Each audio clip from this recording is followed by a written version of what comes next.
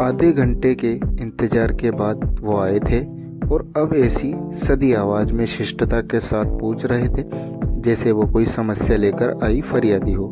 अवनी के नन्हे से दिमाग ने काम करना बंद कर दिया। अब क्या कहे, कैसे कहे कि वैलेंटाइन डे का कार्ड देने और आई लव यू कहने आई थी। इस सविता की बच्ची ने कहाँ फंसा दिया। क्या ज़रूरत पड़ी थी उसने ये कहने की कि ज़रूरी काम है।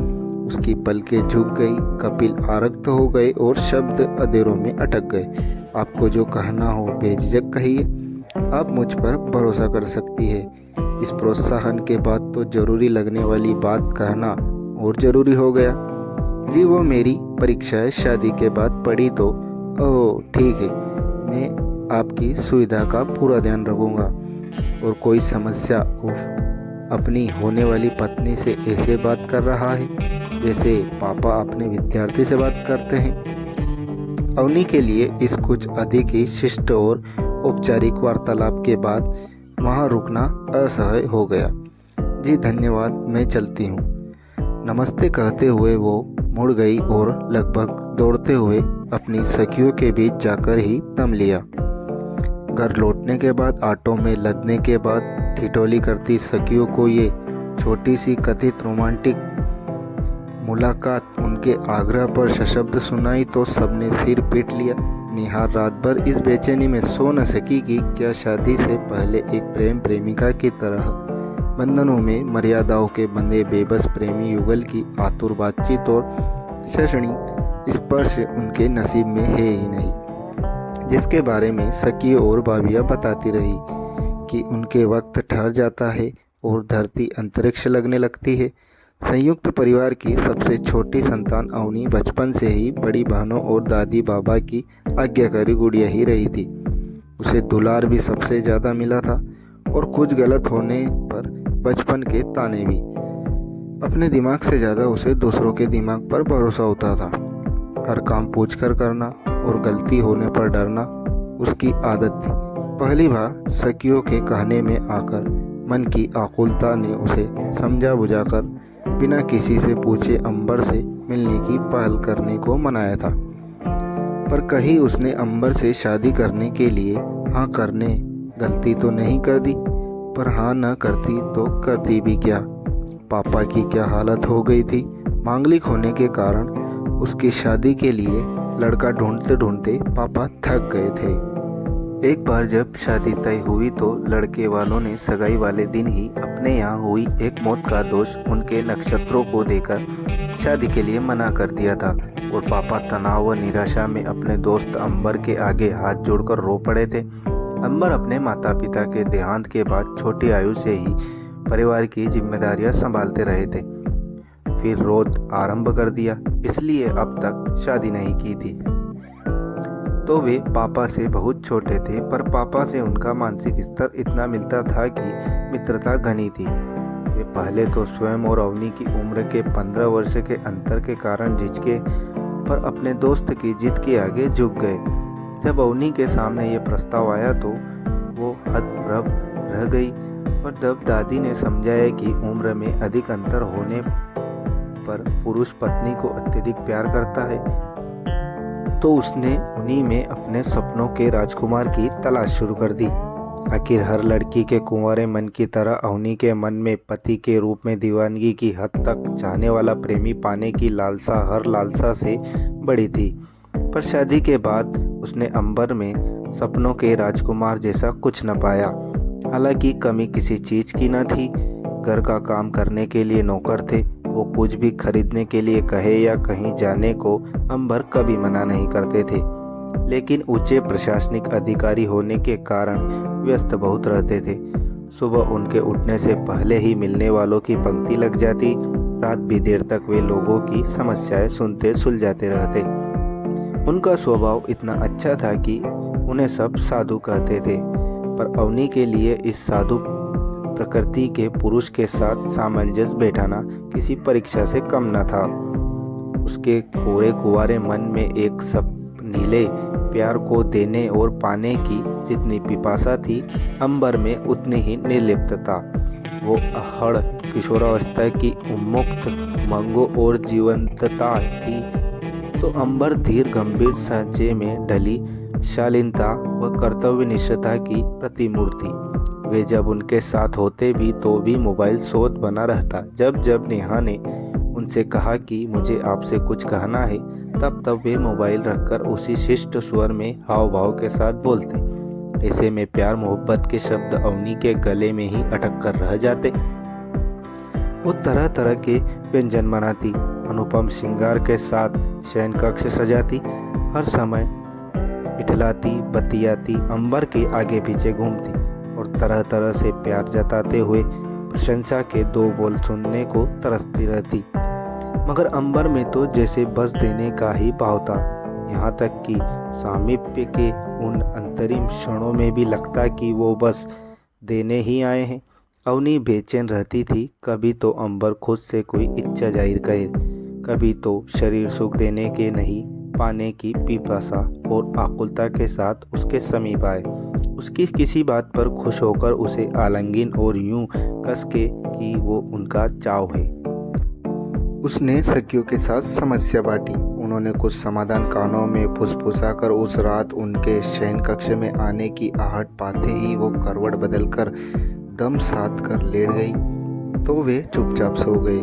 अगली रात उनके प्रणय स्पर्श कर झूठ लाकर बोली कि आज मुझे नींद आ रही है, तो वे सारी बोलकर सो गए। कुछ दिन यह क्रम चला तो अंबर ने इतने हल्के से दूरी बनाकर सोना शुरू कर दिया कि अवनी का ना तो दिलो दिमाग असमंजस का घर बन गया। ऐसा पति तो किसी सखी ने नहीं बताया था।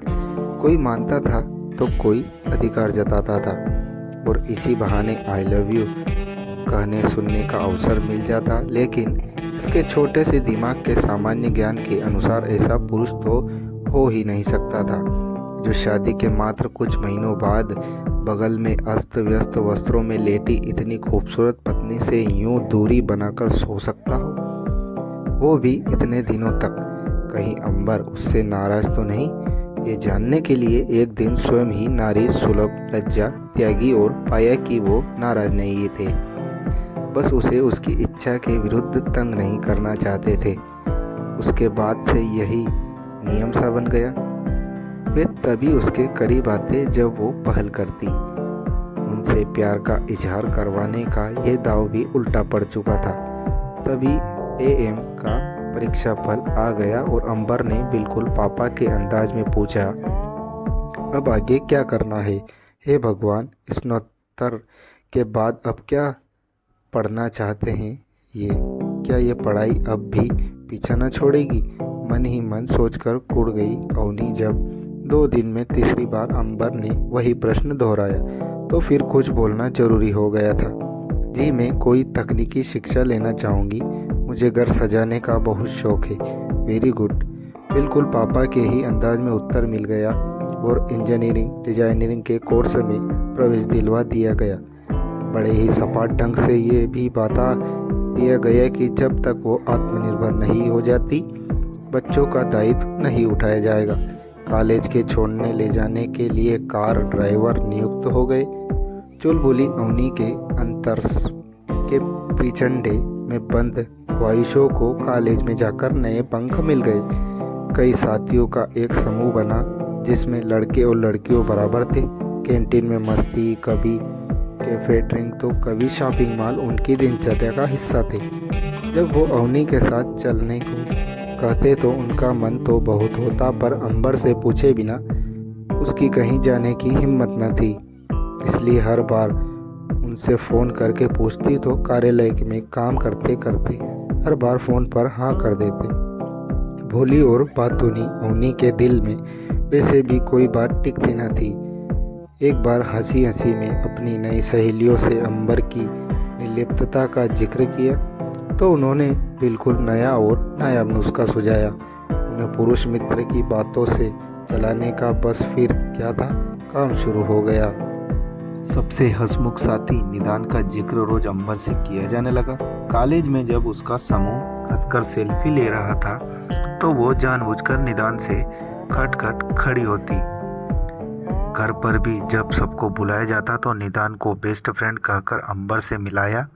एक दिन निदान ने अपने घर पर गेट टुगेदर रखा। किसी के घर गेट टुगेदर के जाने वह अवनी के लिए पहला मौका था। वो अकेले रहता था। अवनी ने अंबर से फ़ोन करके पूछा तो वो उसकी बात सुने बिना जल्ला गई कि बात बात पर पूछने की क्या ज़रूरत है। उसकी कोई ज़रूरी मीटिंग थी। निदान ने अवनी को उनके मनपसंद गीतों का संकल्प एक पेन ड्राइव में देने को कहा था।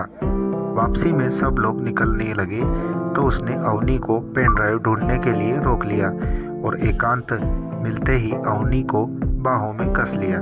तत्परब अवनी ने किसी तरह खुद को छुड़ाया और उसके घर से बाहर निकलकर सड़क पर खड़ी होकर रोते रोते फिर अंबर को फ़ोन किया। घर का रास्ता वो कहाँ खड़ी है उसे कुछ मालूम न था।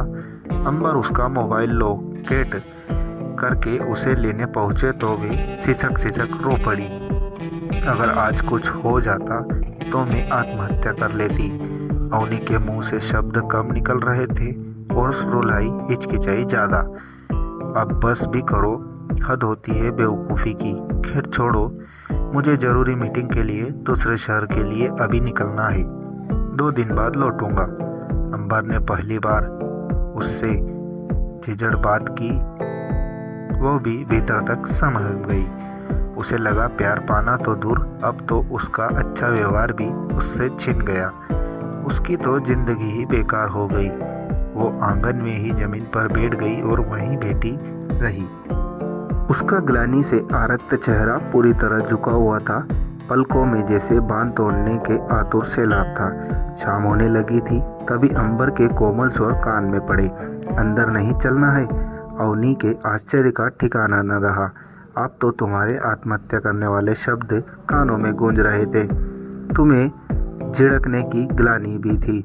मन में दीनू काका ने फ़ोन करके तुम्हारी हालत बताई तो मुझे रहा नहीं गया। कार वापस मुड़वा ली। सोचा मीटिंग तो सारी ज़िंदगी करता हूँ और करता रहूँगा, पर मुझे कुछ हो गया तो मैं तुम्हारे बिना कैसे जीऊँगा। कहकर उन्होंने अपनी बाहें फैला दी। अवनी ने चौंक कर अपनी आंखों अंबर की आंखों में टिका दी। ये क्या कह दिया उन्होंने? कहीं उनके कान तो नहीं बजने लगे? लगभग साल भर से उसकी 1000 कोशिशों के बावजूद अंबर ने जो नहीं कहा था वो आज उसकी पलकों का सैलाब बांध तोड़कर बह चला। वो दौड़कर उनके सीने से लगकर सुपक पड़ी। मुझे माफ़ कर दीजिए, मैंने आपसे निदान के बारे में जो कुछ पहले भी कहा था वो आपको जलाकर आपका प्यार पाने के लिए। वो मेरा बेस्ट फ्रेंड नहीं, मुझे आपका प्यार चाहिए था। बस मैं बुद्धुक्त हूँ मगर चरित्रहीन नहीं। अब उसकी बातें सुनकर अंबर को हंसी आ गई। वे उसका चेहरा अपने हाथों में लेकर आंसू पोंछते हुए बोले, चुप हो जाओ अवनी।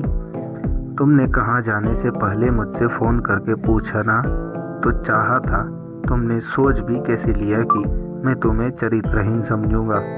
इंसान की इतनी तो पहचान है मुझे, और तुम ऐसा क्यों समझती हो कि मैं तुम्हें प्यार नहीं करता।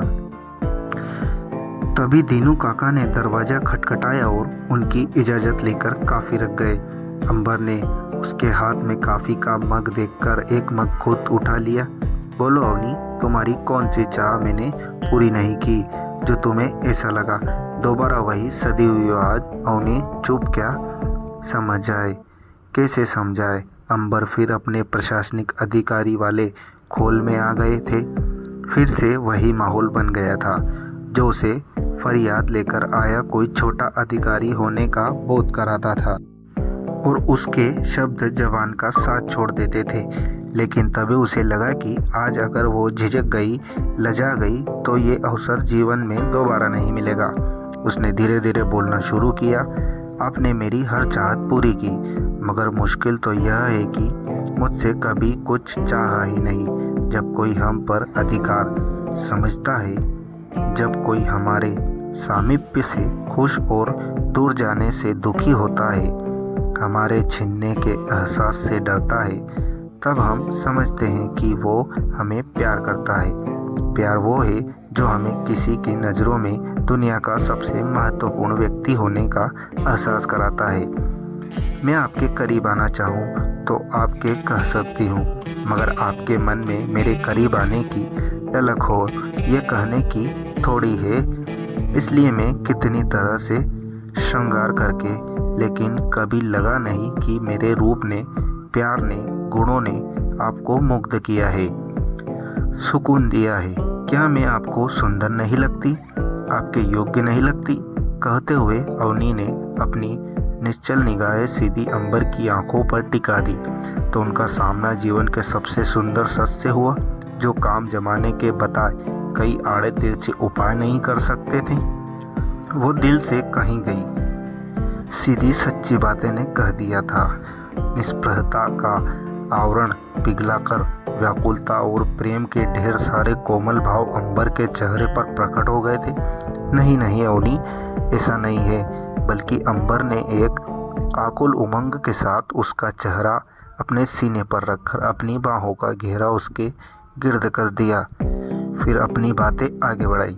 अवनी, छोटी सी उम्र में जब मेरे माता पिता का देहांत हुआ तो तुम्हारे पिताजी की मदद से ही मैं पढ़ा और अपने छोटे भाई बहनों को पढ़ा पाया। मैं उनका बहुत सम्मान करता हूँ। तुमसे विवाह किया तो दिल में केवल उन्हें तनाव मुक्त करने की बात थी, मगर जब तुम अपने अति प्रेम रूप को भोग्य बनाकर मेरे सामने आई तो मन ग्लानि से भर गया। उम्र के 15 वर्ष का अंतर मेरे मन को मतने लगा कि मैं तुम्हारी शिक्षा और विवाह का दायित्व लेकर भी तो तुम्हारे पिता को तनाव मुक्त कर सकता था। मैं तुम्हें छूता तो भी लगता कि अपराध कर रहा हूँ, और न छूता तो भी शायद इसलिए तुमने मेरे भीतर कभी वो पिपासा नहीं महसूस की, जिसके कारण इंसान शरीर की हदों को पार कर मन तक पहुँच जाता है। शायद इसलिए मैं तुमसे भागता रहा, कभी तुम्हें समझाने की कोशिश नहीं की। खुद की आत्मग्लानि कम करने के लिए तुम्हें हर खुशी देता रहा। तुम खुद को केवल भोग्य न समझो, इसलिए तुम्हें पढ़ाने के लिए पीछे पड़ा रहा। पर तुम क्या चाहती थी ये समझकर भी नासमझ बना रहा। तुम तो नासमझ थी, लेकिन मैंने भी तुम्हें कभी सतर्कता के नियम नहीं समझाए। मेरी पारखी नज़र समझ गई थी कि निदान कैसा व्यक्ति है, पर मैंने तुम्हें आगाह नहीं किया। जानता था कि तुम मुझे जलाने के लिए उसकी तारीफ करती हो और मेरे रोकने टोकने पर उसे मेरी ईर्ष्या समझकर खुश हो जाओगी। मैं समझ ही नहीं पा रहा था कि तुम कैसे समझाऊं। तुम भी मुझे माफ़ कर दो अवनी, मैं तुम्हारा प्यार खोना नहीं चाहता। मन की गांठ खुल चुकी थी। वो एक दूसरे के पावन स्पर्श की गुदगुदाहट से विभोर हो रहे थे। यह उनके मन की सुहागरात थी। पूनम का चांद कुछ देर छीने पर्दे से इस आत्ममुग्ध युगल को निहार कर बादलों में छिप गया।